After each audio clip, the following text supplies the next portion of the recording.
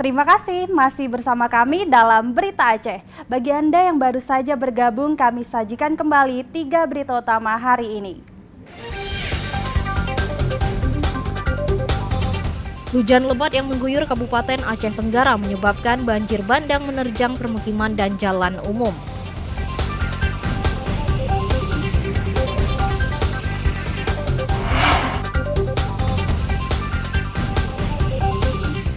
Sejumlah bahan kebutuhan pokok di pasar tradisional Langsa naik selama sebulan terakhir.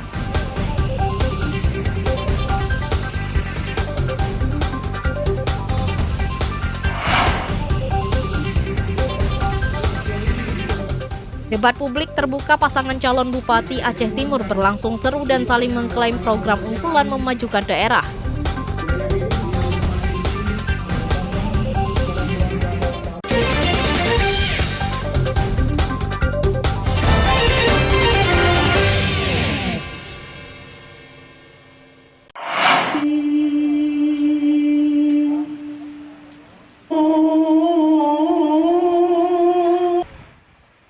Menjelang pemungutan suara Pilkada 2024, sejumlah persiapan terus dikebut. Komisi Independen Pemilihan (KIP) Kota Langsa menggelar simulasi pemungutan dan perhitungan suara serta penggunaan aplikasi Sirekap untuk Pilkada 2024. Simulasi yang berlangsung di halaman kantor KIP Langsa dihadiri 250 peserta. Mereka terdiri dari panitia pemilihan kecamatan (PPK), panitia pemungutan suara (PPS), dan anggota kelompok penyelenggaraan pemungutan suara (KPPS) serta warga sekitar. Simulasi diawali pengucapan sumpah anggota KPPS hingga penghitungan suara. Simulasi ini bertujuan mengukur efektivitas dan efisiensi penyelenggara sejak tahapan pemungutan suara. Simulasi pilkada juga dilengkapi penggunaan alat peraga sesuai kondisi pada saat pemungutan suara pada 27 November 2024. Pengecekan logistik. Simulasi pada hari ini kita laksanakan di kantor KIP Kota Langsa.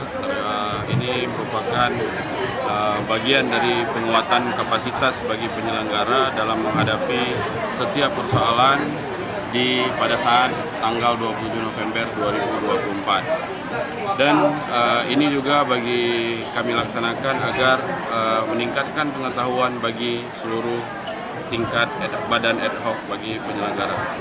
Pemberitahuan juga kepada masyarakat, kita laksanakan pembukaan TPS itu pada pukul 7 dan persiapan, kemudian dilanjutkan pada pukul 8 pada hari pemilihan.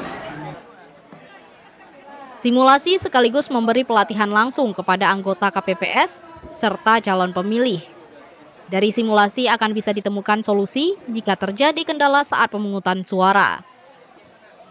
Sementara itu, jumlah TPS di Kota Langsa mencapai 246 TPS yang tersebar di 66 desa di 5 kecamatan. Setiap TPS ditempatkan 2 petugas Linmas sebagai pengamanan, bersama petugas lainnya seperti polisi dan TNI. Maimunzir melaporkan dari Langsa.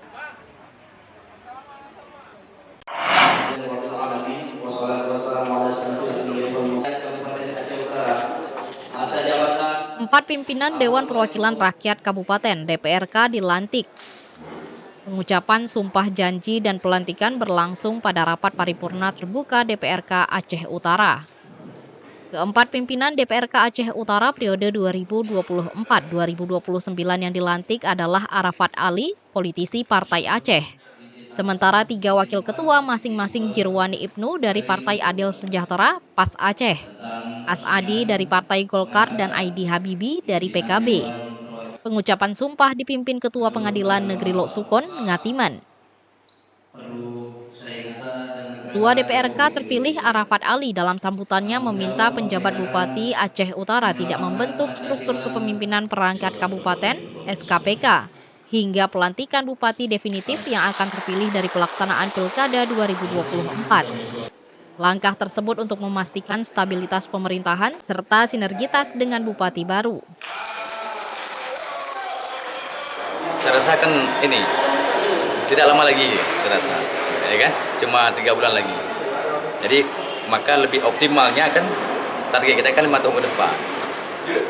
Nah, baik kan gitu. Tahun ke depan yang lebih optimal dan lebih maksimal baik SKDK maupun tingkat kecamatan.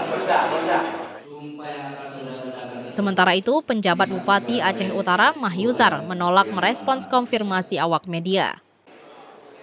Tim Liputan melaporkan dari Aceh Utara.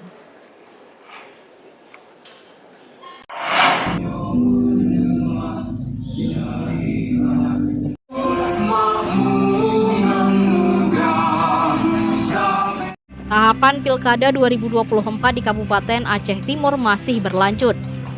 Kali ini Komisi Independen Pemilihan KIP Aceh Timur melanjutkan tahapan Pilkada dengan menggelar debat kandidat pasangan calon paslon bupati di Aula Dinas Perhubungan setempat. Namun, debat publik terbuka paslon bupati Aceh Timur berlangsung panas. Kondisi panas bukan hanya karena berlangsung sengit, tapi tempat yang sempit menyebabkan ruangan sumpek, sehingga sebagian pendukung harus menyaksikan dari luar ruangan. Debat publik terbuka diikuti 4 paslon Bupati Aceh Timur. Keempat paslon adalah Sulaiman Abdul Hamid, pasangan Ridwan Abu Bakar Muhammad, lalu pasangan kandidat Iskandar Usman Al-Farlaki T. Zainal Abidin, dan pasangan Firman Dandi dan Tengku Mukhtar. Keempat paslon Bupati Aceh Timur menyampaikan visi dan misi secara bergantian. Pemaparan ini berlangsung seru, namun jumlah pendukung paslon dibatasi, sehingga banyak yang harus menonton dari luar ruangan.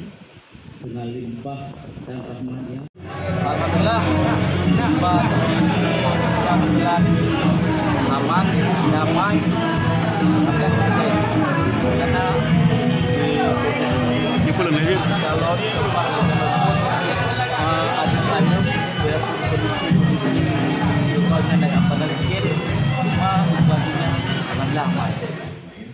Debat publik terbuka berakhir akrab.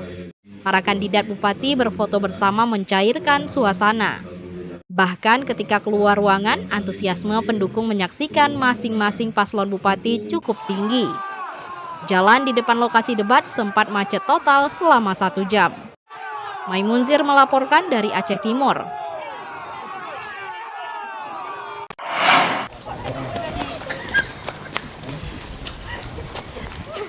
Berbagai lomba digelar untuk edukasi kultural dan menjaga budaya bagi pelajar se-Kabupaten Aceh Tengah. Museum Negeri Gayo merancang beragam perlombaan guna menjaga khasanah budaya Gayo bagi generasi muda, sekaligus menjaring talenta budaya masa depan. Lomba yang diikuti pelajar dari tingkat taman kanak-kanak hingga pendidikan menengah dipusatkan di halaman Rumah Pitu Ruang Museum Negeri Gayo. Lomba Syair Gayo, lomba cerdas cermat tentang bahasa dan kebudayaan Gayo masa lalu merupakan beberapa jenis perlombaan yang sangat diminati. Kekebaran atau lomba cerita edukatif dalam bahasa daerah, permainan gasing tradisional, hingga belajar pembuatan lepat atau kuliner Gayo, membuat suasana makin semarak. Sangat mengapresiasi sekali kegiatan edukatif kultural museum.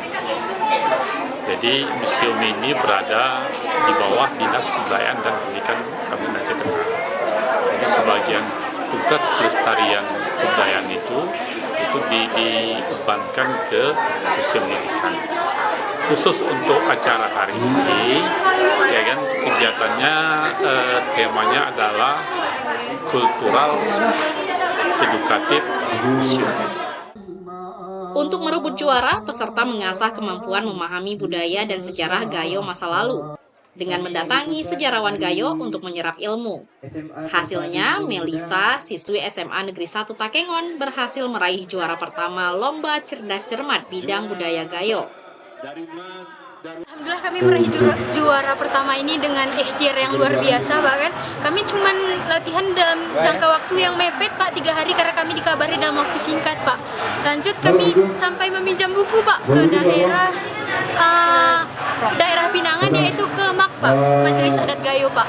Demi memperjuangkan piala nomor 1 ini Pak, kami datangin ke rumah-rumahnya Pak untuk mendapatkan hasil buku-buku. Museum Negeri Gayo Takengon yang telah melaksanakan berbagai kegiatan setiap tahunnya, yang kebetulan saat tahun ini kami melaksanakan beberapa kegiatan dengan tujuan mencari talenta yang salah satunya sebagai usaha kami kepada generasi muda kita agar ada semangat yang kuat untuk melestarikan kebudayaan Gayo kita. Sejauh ini antusiasme pelajar sangat tinggi, sehingga pengelola museum terus menambah koleksi tentang budaya dan sejarah Gayo. Tim Liputan melaporkan dari Aceh Tengah.